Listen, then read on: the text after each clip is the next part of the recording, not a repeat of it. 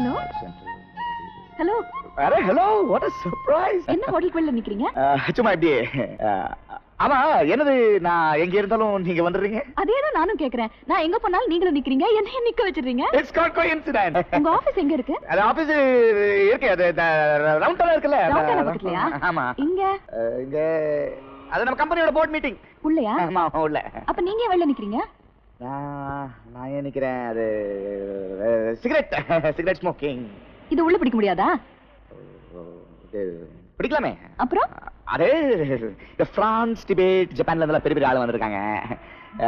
My smoking is injurious to others health, you see. அதனால தான் வெளிய நிக்கிறேன். அடடடா, என்ன ஒரு மரியாதை.